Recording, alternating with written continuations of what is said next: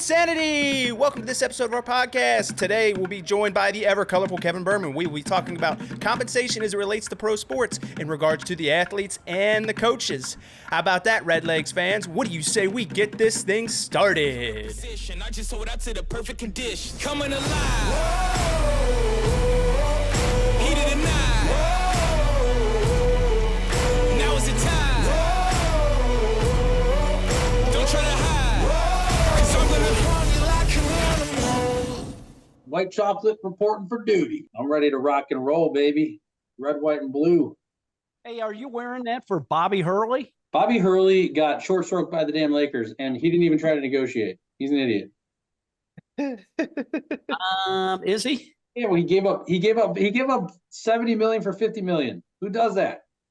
Yeah, I want to live in Store, Connecticut versus Bel Air, California over $20 million. Like, really? I I would have negotiated that to a 1-year deal with the Lakers and then signed a max deal after that. He was an absolute wuss for what he did. can't blame him for what he did because I don't know. I would sacrifice 20 million if I already had 50 rather than live in California. And that's a God's honest truth. I mean, I don't even understand why he took the meeting. He knew it was on the table. You have to know it was on the table. Like, what do you think? They had a conversation like ballpark, comp, and like, what do you think? They just surprised him with it when he got there? Well, now you're bringing up a good point. I don't know why you take the meeting and then turn it down.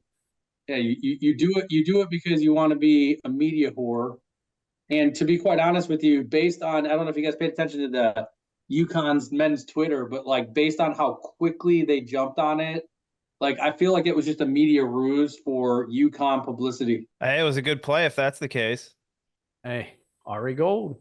Selling heat. Heat's the best thing you got to sell. That's what UConn did, is they sold heat. I don't know if they sold anything. They capitalized off of a really shitty. Okay, they capitalized on the heat. How about that? Yeah, I mean, like I don't even understand their angle, but like it's just a bizarre situation. Like you usually won't see the coaches of that caliber taking in-person meetings in LA and not actually taking the job. Like there's something going on behind the scenes we don't know about, and God bless him. But ironically, he's got a $50 million contract with UConn, and he's still not even the highest paid college coach. He's making $3 million less a year than Bill Self. I think what happened is he met LeBron in person and then decided, yeah, I'm going to stay out of this mess. I'll stick with the college kids. Not true. He's been a coach on Team USA with LeBron. He knows LeBron. Actually, you can't really say that about college kids anymore, thanks to all the NIL deals. And NIL is I heard an interesting position on it actually from an accountant earlier this week. You know one of those? I do. I know an accountant in that space. And funny enough, like, over the next 5-10 years with this NIL process, it's going to become marginal for these athletes. It's a whole, novelty right now, but there's very few that are going to make actual money, because at the end of the day, the returns on investment that these, outside boosters are putting into these colleges is not there. No pun intended on Ari Gold. You think Lloyd's Chevy dealership there in Lawrence, Kansas is going to make $600K in incremental revenue just because they have a banner on the court? Like, no, they just want to win her that badly. Well, like arguably NIL money is actually doing the opposite. It's watering teams down. It's not concentrating teams within 5, 6, 7 teams. I think to your point, the tier 2 and tier 3 teams want winners that bad, not the blue bloods. Yeah, I'll give you that one. We'll see. But at the end of the day, as a result of the most recent court battle the NCAA lost, it would appear that players will be getting paid to play as employees in the very near future. Theoretically, that's what should have happened versus NIL. WNBA can't even regulate the aces. Of course, you got to go to the WNBA real quick. Cheaters never prosper. The WNBA is a joke. So here's a funny anecdotal quip here. As in ha-ha or interesting? It's interesting and kind of ha-ha, in my opinion. the average salary cap for a WNBA team is, take a guess. Salary cap? Salary cap. Total salary count for each individual WNBA team. It can't be more than a few million. 1.5 million. 1.3 million, as a matter of fact, very close. The average NIL for a blue chip basketball program, we're talking Kentucky, Michigan State, Kansas, North Carolina, Florida, UCLA. How much? We're sticking with basketball? 4x, 4 times that. $5 million average. Yeah, but if I'm not mistaken, in the case of the Aces, they're getting 100,000 a player per year. So that was a local business who came in and said, "Hey, I'm going to help supplement your shit salaries with $100,000," and it's a blanket endorsement just per capita broken up across the team. I don't see a problem with that. I don't know why the WNBA does, mostly because the WNBA is trying to control the narrative of we're underpaid. I feel like the WNBA is the reverse of DEI, believe it or not. I feel like they're trying to get people to feel bad for the players because they're marginalized and they tune in, and then the league's going to get rich. And then eventually when the league can justify it, they'll start, marginally jacking up the salaries. But well, in all honesty, on the men's side with the players' unions, isn't it how it works is that the players' salaries are, say, 40, 50, 60% of total revenue, league revenue? Okay, well, let's do that math then. So how many teams you got? 1, 2, 3, 4, 5, 6, 7, 8, 9, 10, 11, 12, 13 teams, okay? They operated at a net $25 million loss. They're projected to operate actually at a net $35 million loss this year based on increased expenses such as charter airplanes. So let's take $35 million and let's take that loss. John, you've got an accounting background. Let's chop that up across 13 teams. What is 35 divided by 13 roughly, John? I don't know, but where you're going is pay to play. Where we're going is if you want the argument to be on the NBA side that we're sharing profits and that's the players union position, which is absolutely correct. And I think they do a great job of rev share given the size of their contracts. On the women's side, they owe money. They should each be paying to play in that league, given it operates at a net loss. Well, isn't that how they come up with the salary caps for the 3 major leagues, NFL, MLB, and NBA? It's based on total income and rev share. Exactly. That's exactly how it is. It's literally a pay to play scheme that's offset and subsidized by some other league, mostly men's leagues. And I'm not trying to sound misogynistic, but those are facts. The NBA subsidizes the WNBA. Major League Soccer subsidizes the Women's Pro Soccer League. So we're comparing apples to oranges, but at the end of the day, they're making an investment in the league until such time it gets to the proportion of some of the leagues to which we're comparing it. Okay, well, while we're on basketball and we're talking about compensation, if you think anyone, who's worthwhile, or who would you pick to be the first $100 million a year NBA player? Well, first off, I'm a little stressed out from that conversation. I'm going to drink a lovely Nevada Brewworks beer coming at you here from Las Vegas. Support my people over at Nevada Brewworks when you come to town. Jason Effin Tatum is the answer to that question. I believe that's what you said earlier today, Dad.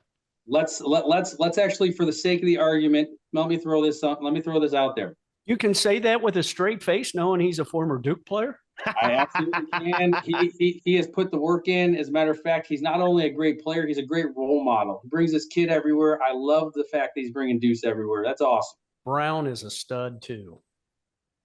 He got paid, man. He got paid, too. But Jason Tatum, he's the real effing deal. Well, he gets paid, is it after this year? Next year, 26. Okay. But I think they'll probably try to extend him early because of the fact that they're going to get a discount if they do, and he's got upside just locking something in. But so to answer your question, who deserves it? It's Tatum. Who's gonna be the $100 million man? That's a great. We're probably. I think it's going to be 5, 7, maybe even 10 years before we're seeing a $100 million contract. According to the article in the Wall Street Journal, it will be Luka. Well, I'm not so sure about that based on Luka's piss poor performance in the finals. I was going to say the Joker. His whiny ass mentality, his stock went significantly down unless Mark Cuban just is oblivious to all this sitting courtside. But Have you guys been watching this series? Like he's got to grow up.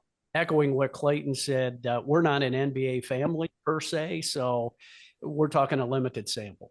So if we're not talking NBA, then what are we talking? NFL or MLB? I mean, listen, I'm here all day, baby. Hey, NFL, you bring up a good one. NFL, if I'm not mistaken, Trevor Lawrence got a big contract this week. Currently the highest paid quarterback in the league, beats out Joe Burrow. If you're talking a $200 million quarterback, guaranteed money, tell me the three currently in the NFL that you would pay that kind of money. I think it's an extreme misnomer. I think you have to look at the global professional landscape of contracts to even consider his contract. He is the 25 or 25th highest paid contract of all time. He's not even a top 10 contract. So it may seem ridiculous. There's much bigger contracts in front of him. Quarterback? Yes, Mahomes specifically. Mahomes has a $450 million contract. Now that burns over 10 years, but Mahomes got a bigger contract than Trevor Lawrence by 2x, almost. Well, 1.75. Well, I think that's why we said guaranteed, though, is because that guaranteed number seems to be going up a lot quicker in these contracts than the overall value through the life of the contract. That's the one that's the shocker, which, the MLB, it's essentially guaranteed. The NFL has never been, it's only been a certain percentage of the overall contract's been guaranteed money. So that's a big nut. Like, look at Carson Wentz. He got $100 million guaranteed. And then what did they get out of that? Jacksonville is a top 10 franchise in terms of total cap, right? But they just completely blew their wad with Trevor Lawrence because now they're non-flexible when it comes to remaining cap space. I think they're sitting at a little under $20 million of cap space when everybody in front of them is sitting anywhere from 30 to 45 million cap space. Do you really think that this is that great of a contract in the light of, what's to come most likely with Dak and with Lamar after this? Well, again, I think you bring up a whole nother subject with them, but if we're just strictly talking, I got to guarantee someone $200 million. There are other quarterbacks I would guarantee it to, such as Mahomes, maybe Allen, before I'd ever think about doing it with Trevor Lawrence. Not if you're the Jaguars. So look at their recent past. I mean, they've had Gardner Minshew as a bargain basement backup. I mean, who have the Jaguars, like just break them down as a squad? Who have they ever had who's been that boy from the Southeast, who's got that draw into the stadium, who's got that stature, who's got, frankly, the ability to take them into the playoffs, which he has consistently done? Like, I would counter with, like, he's done his job for Jacksonville. He plays for Jacksonville at the end of the day. That's a good point. I didn't think about that angle. But for argument's sake, let's say for this question, you don't know what team it is, what situation you're in. Someone held a gun to your head. You got to guarantee $200 million. You got to pick three quarterbacks. What are your three? I would take Brady right out of retirement, man. I still trust Brady more than I do anyone in this damn league. But obviously, Mahomes has got to be the top of that list. He's been the most proven and consistent, resilient quarterback. I mean, John, I know who your number two is. Apparently not, because I already said my number two. Who? Allen. That's who I was going to guess. Number three, I'm guessing, would be Joe Burrow. That's an injury risk. I don't know if I have a number three, but if I had to take a third, I would take Burrow, knowing he's an injury risk, which is why I don't know if I have a number three, because at the end of the day, Lamar Jackson, running quarterback, injury risk every year, can't win the big playoff game. Hurts, running quarterback, injury risk. He's out. So, I mean, how many quarterbacks do I have left? You don't have a lot. You've got Mahomes. This is the five you have to pick from: Mahomes, Jackson, Burrow, Allen, and Herbert. Those are the five you have to pick from. And ironically, not one of them is named dude down in Jacksonville. Nope. And it's funny because we're struggling to come up with a third, yet had you asked this question about quarterbacks 5 to 10 years ago, you'd be struggling to weed out two guys back when you had Manning and Breeze and Brady and Rodgers and all these guys in their prime, Matthew Stafford. Now it's going the other direction. I think it's because the sanctity of the position has diminished greatly. It's gone from, a under center, mechanics driven role and leadership role on the team to showtime, right? Like all these quarterbacks are all like even Mahomes, like he lacks significant amounts of fundamentals when it comes to being a quarterback. I mean, just the way he runs around throwing shovel passes across his body while he's getting drilled and running out of bounds, and he's running literally Tom and Jerry plays to end, to his final plays in the Super Bowl. Like these are not fundamentally sound days. And we talked about this with baseball a couple podcasts back, right? Not to conflate subjects, but all these professional sports are going so much further away from fundamentals.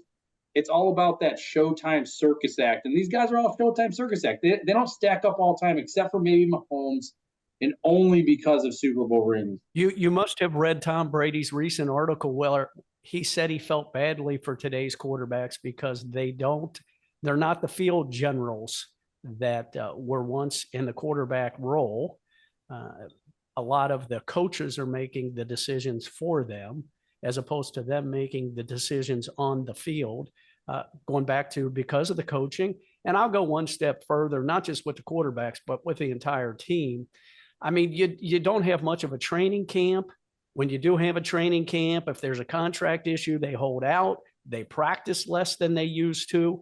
I mean, at the end of the day, if you don't practice as much, you're not going to be as fundamentally sound. I think Brady was the last of the great quarterbacks. I think from here, they're all circus acts, Caleb Williams included. Yeah, you could have put Rodgers into that conversation as being one of the last of great quarterbacks, but he's turned into a bit of a prima donna diva, so that's right out the window. Rodgers gets handicapped just merely based on, to your point, his conduct. He is an absolute horrendous teammate. And what he's doing with the Jets right now is just par for the course, right? Just not showing up to mandatory OTEs, just absolutely just torching the squad after not showing up for the season with an injury last year. I mean, Rodgers is going to get knocked out of the league this year again. I mean, nobody likes him. He needs to take some mushrooms and go sit out underneath a Joshua tree and think about life. His own family doesn't even like him. He doesn't talk to his family. Like, he goes through women like, he thinks he's Hugh Hefner. Listen, do I respect Aaron Rodgers' game, circa 2005 to 2015? Absolutely. He used to destroy Chicago. He used to run through the NFC North and the NFC and the AFC for that matter. But to be honest with you, how many rings does that guy have? Uno. Right? Over 20 years? How many rings does Mahomes have over 6 years? So, they never could get past San Francisco in recent years. Shanahan had the Packers' freaking number in the playoffs. I'll throw a sleeper quarterback in that we didn't discuss now that we're talking about Rodgers is Jordan Love. I'm throwing Jordan Love in because I was impressed with Jordan Love's field general ability. He was playing with an absolute dog shit squad last season. Well, their wide receiving core was not strong at all. Well, that's the front office's fault. And that's continued to be a problem, and it's part of the reason why Rodgers never got another ring. I'm not saying it's the whole problem, but it's a part of the problem. If you don't give the guy weapons and he's thrown to the widows and orphans and the white guys from the practice squad, you can only get so far at a certain point when you're trying to win a freaking Super Bowl. Let me just put it in context. With that shit team he had, that shit the entire O-line was injured half the year. He was the number one quarterback in terms of big-time throws, number two in terms of passing touchdowns, and top 5 in total passing yards. So you kind of got to talk about Jordan Love if you're going to talk about top 3, top 5 statistically. Especially when you consider he's early on in his career and how much longer quarterbacks play now that they don't get hit as much. Talk about interesting topics. Why don't you turn around and show us your tattoo? You see it? Put it up a little bit. I see it. I'm just trying to figure out what it might be. I don't think he knows. That was a 3 a.m. thing, I think. And 4 a.m. at Planet Hollywood, but that's another story. They say nothing good happens after midnight. They also say don't kiss and tell, John. It's my secret. Oh, all right. Well, we did the NBA and the NFL. How about we shift to the MLB? Oh, dear Lord. I did some preliminary research to look up contract values to kind of frame this question up. So if the average annual salary for the top 10 players or the top 10 MLB players is 36.7 million, which 5 players off this list is worth that much money on an annual basis?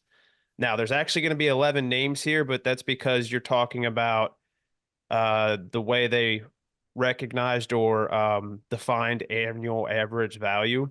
But number 1 is Ohtani, 2 is Scherzer, 3 Verlander, 4 Jacob deGrom, 5 Aaron Judge, 6 Anthony Rendon, which we know where he sits. That's a train wreck.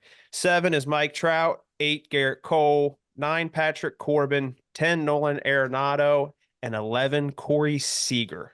Which of those 5 are you picking that you're willing to pay $36.7 million a year? Well, I think your list is a bit off there, my man. You missed Trout, you missed Judge. No, Judge and Trout are both on there. I think I think your beer's getting to you. Did I miss it? Yeah, your brewery must make some strong shit there, dude. Drink Did some you water. say, did you say Garrett Cole? Yep, he's on there. All right, perfect. Yeah, well, like, so first off, that top 25 list I was mentioning of total pro athletes, out of that top 25 list, 17 out of 25 are baseball players. Doesn't surprise me. Baseball is by far the most lucrative sport in terms of contract value and ability to generate contract value from players. While I agree with you, let's be fair, they also play the most games. They do play the most games. However, in some cases, when you have a pitcher on that list, they don't play a lot of games.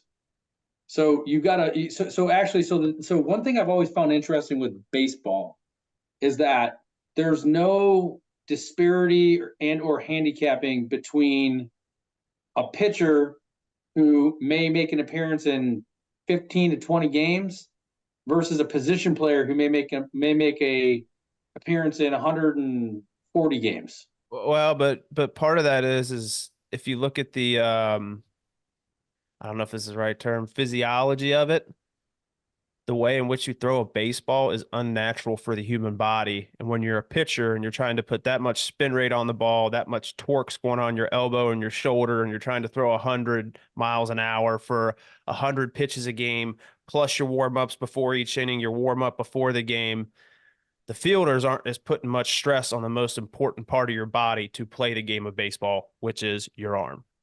So I think there could be that could be a counterbalance or considered as somewhat of a counterbalance, but I still get your point. I've heard that argument before, that retort. Translate that now to the NFL.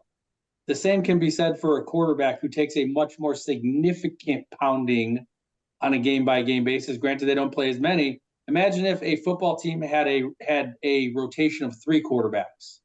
Okay? Theoretically, right? Just bear with me. So that would mean that each quarterback would play 6 games.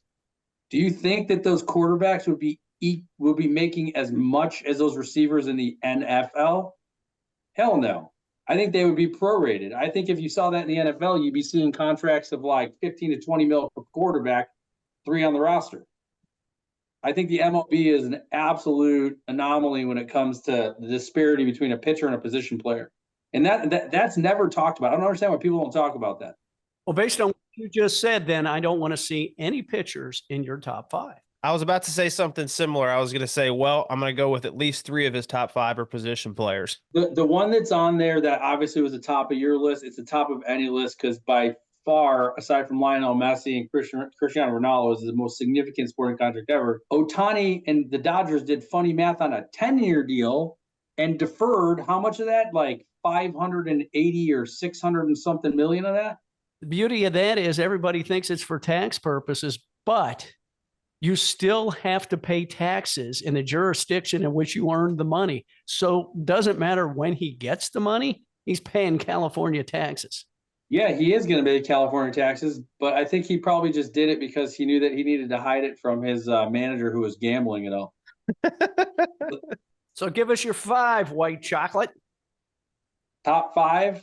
Top 5. I'll say Judge. Judge has the sweetest contract of anyone, I think, because specifically knowing details of Judge's contract, he's got an out after 4 years. Otani's not even in my top 5, so I'm moving on from there. I think Trout's got a pretty sweet deal, especially given he signed it right before he got severely injured. But based on the market, another one I'd been tracking for a minute here from this year's Bobby Wilt Jr., who hit himself into a big contract.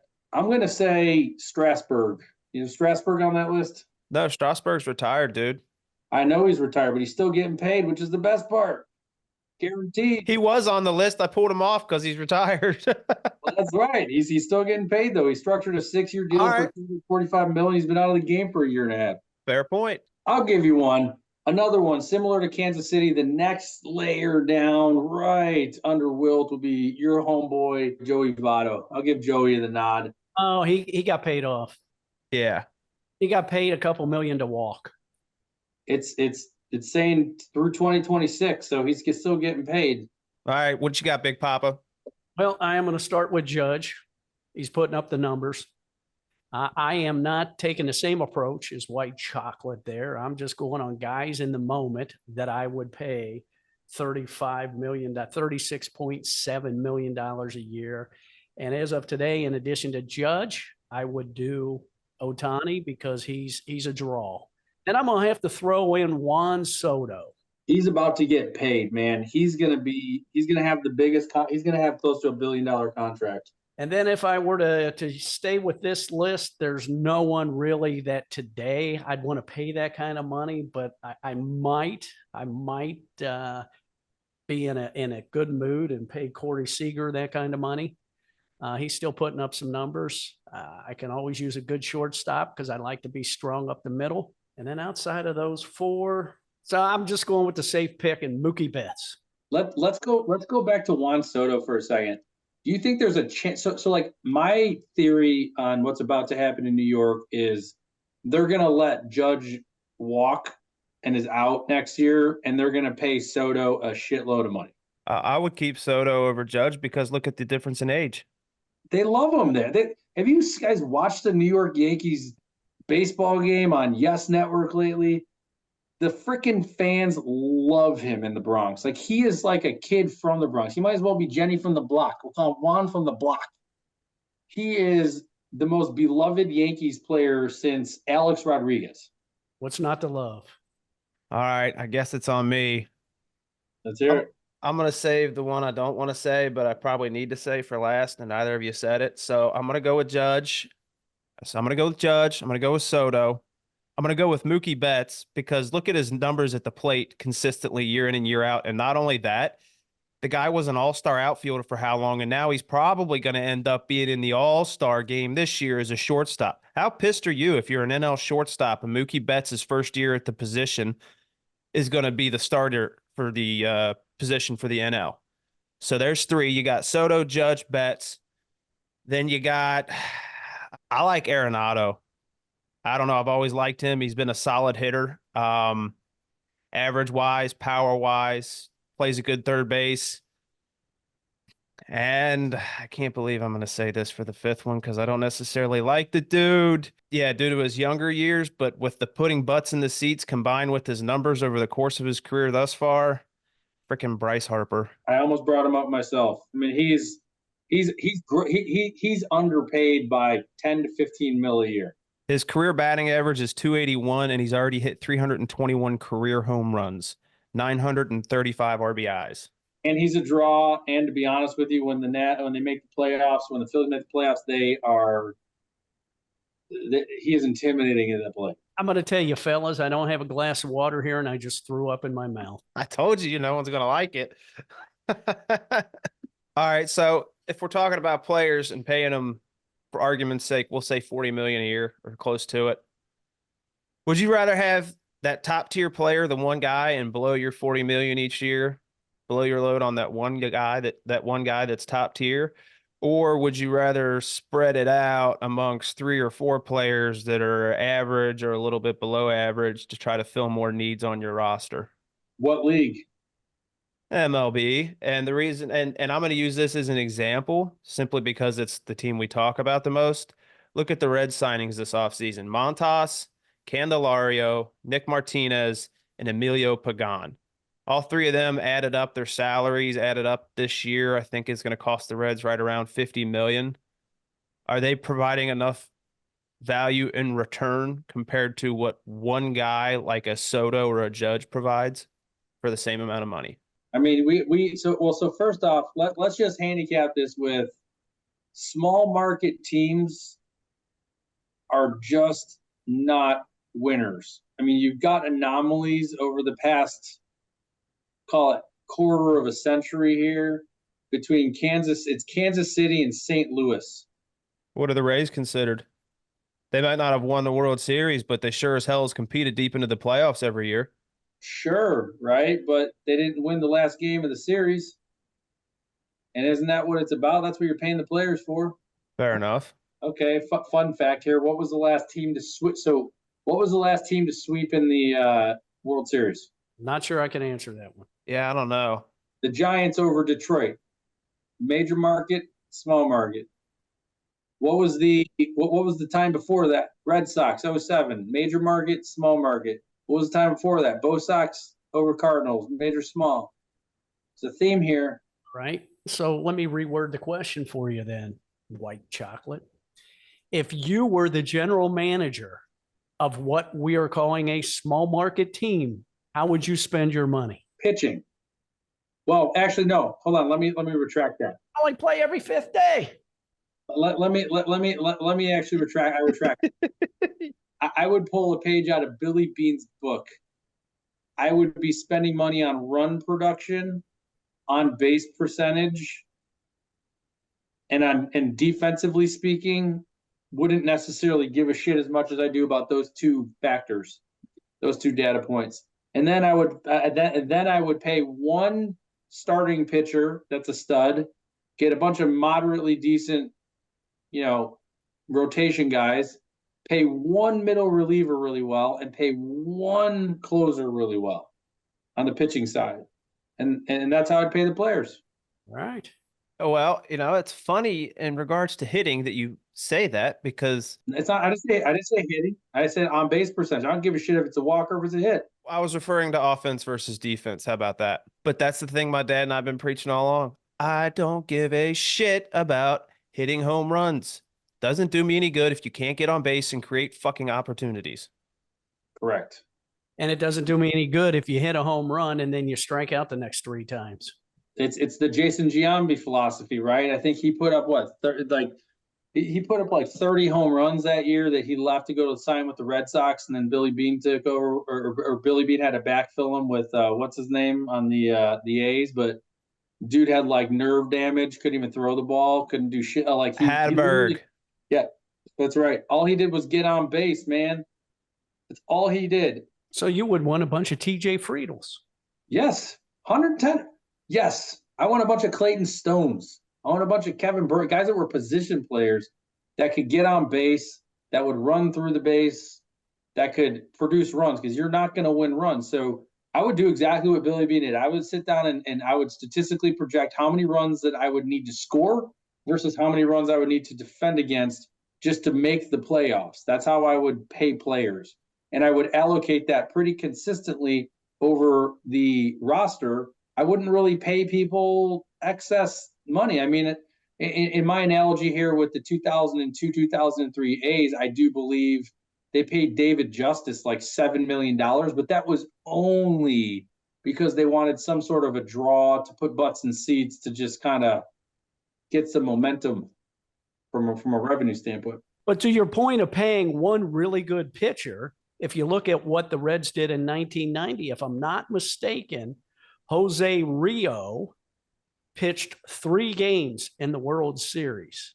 Now, I think it was 2 because they swept. But he pitched 2 games out of the 4 they won. Speaking of these high-end players, they need somebody to manage them. You're the one that brought it to our attention that Bell is tied for 18th with every other manager in the league for their annual salary. Minimum. Do you say that, or do you think that all those guys are in that same ballpark or tier of like, they really haven't proven anything to prove their competence at managing an MLB team? Do you think it's just a team saying, hey, we're going to try to save some money to spend on players. Let's just get someone in here that's serviceable and surround them by some like good base coaches and stuff. What do you think the deal with that is? I think that's shocking to me that there are that many people tied for 18th, from David Bell all the way down to number 32 on the managers list for their annual salary. All right. So, I mean, you got to handicap the managers who are the real deal in this league, right? Like the Bruce Boschis, Kevin Cash, Bob Melvin, Pat Murphy. Kevin Cash is on that list. He's tied for 18th. Listen, I think when it comes down to it, like the funny part about the manager payroll, the manager conundrum, unlike the players, this is not a big market versus small market issue. Nope. That's the interesting part of it. Yeah, because the one that gets paid the most is Council, and that's $8 million a year.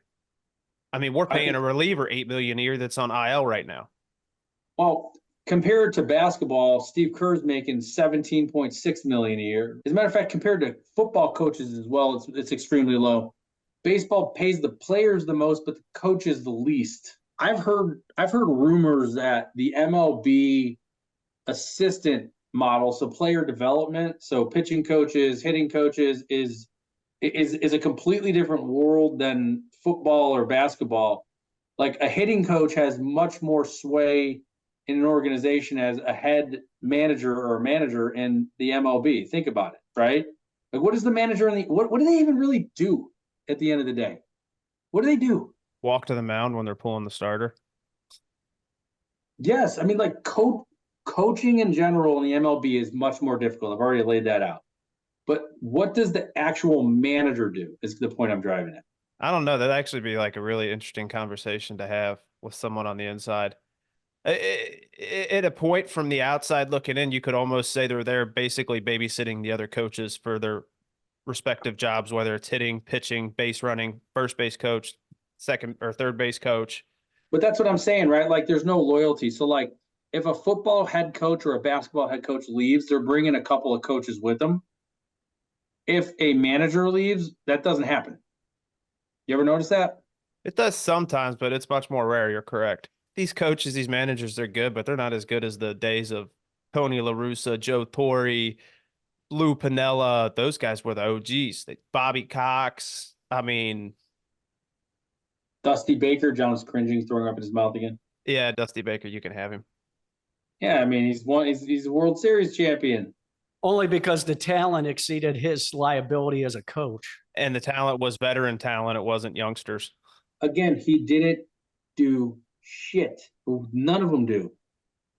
Right? It's like, okay, so he inherited Barry Bonds. Great. Remember when his grandkid almost got run over by him after he hit a home run?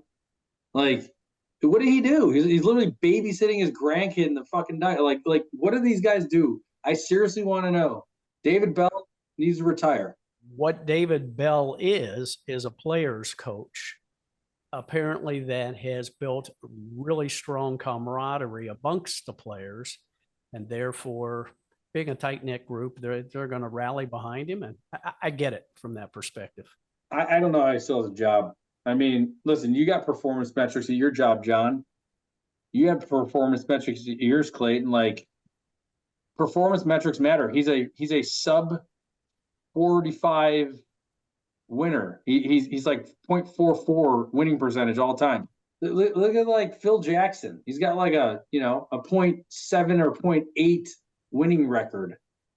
Look at some of these other managers we're talking about in baseball. Like they're all over 500 significantly. David Bell is never going to be on a team beyond the Reds. This is it. This is the line. He's a hometown boy. He's never leaving the Reds. They're going to have to fire him, and no one else is going to pick him up. Actually, that's the bet I'll make you. If and when David Bell retires or leaves the Reds or gets fired, he will never manage another MLB team ever again. You know who you just described? Marvin Lewis.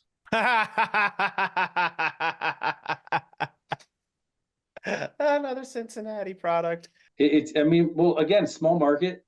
There's two cities with teams in every sport in the state, and Cleveland's obviously bigger market, so it is what it is.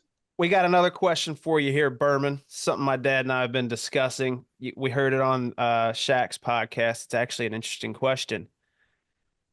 Shaq's question was, what's the definition of an MVP? Well, we're going to save that question for the end of the season. But since the MLB All-Star break is right around the corner, I want to know what your definition of an All-Star is. I go back to my days as a little leaguer, and I really wish that baseball still did this. They used to do this a long time ago, and they don't do it anymore. It should be the same concept as an MVP. The best player on the team goes to the All-Star game, and it's one player per team, and then another player is a reserve per team. And then same thing with pitching. Best 5 pitchers in the NL, best 5 pitchers in the AL. Okay, but how do you determine who's the best? ERA, WHIP, combination of several key metrics. It's very Those stats. statistics. As compared to what they do nowadays, which is essentially just a popularity contest, and you're allowed to vote as many times as you would like. So if you have a bigger fan base, you're going to get more votes. Yeah, it's Kim Kardashian is what it is. So we got to wrap this up, Sparky. What else? I think that's it. We got any lightning round questions that involve one answer? No, we know that Berman is not a lightning round kind of guy. With questions? No, with short and sweet answers. Correct. You got sweet answers, but they're never short. Correct. But we love you. Okay, so give me we'll do NBA, MLB, NFL predictions for MVP this year. Just give me a name and that's it. Tatum, NBA. I'm going to go with Allen, NFL, because I think that this is their year. Depending on how the Dodgers shake out Ohtani, because I think he's going to go on a tear after the break, and I think they're going to be a serious World Series contender this year. Those are my 3. All right, what you got, Big Papa? I'm going with Tatum, Judge, and this is their year to do it, Joe Burrow. God, those are the 3 I was going to pick. Now I got to pick something different. It was either Allen or Burrow. I'll change it up. Tatum. I'm gonna throw a wild card on you. Tatum, Juan Soto for MLB, and then the NFL. Screw it. I'm just gonna be different than you guys. One last rodeo, one last ride. Aaron Rodgers. Oh shit! I just said I'm gonna be different. All right. On that note, 2-steamer. Let's go. All All right. right, guys. Catch you on the backside of Mexico, baby. Yeah, see if you can get sunburn to burn that tattoo off your back for you. Oh no, we bought these like little covers that go over it. We're protecting the lion at all costs. I might even get one down there, man. Who knows? We'll see. All right, ladies and gentlemen, thank you for joining us on this week's episode. We had a lot of fun with the ever colorful Kevin Berman. Next week, we will be joined by Matt, our good friend of Industry Ales Brew Pub in Chicago. We recorded this one in Chicago at the pub. It is a gorgeous place, ladies and gentlemen. We talk a little bit about the life of owning a pub and restaurant such as Industry Ales. It is a great episode. Y'all are going to enjoy it. Until then, whatever.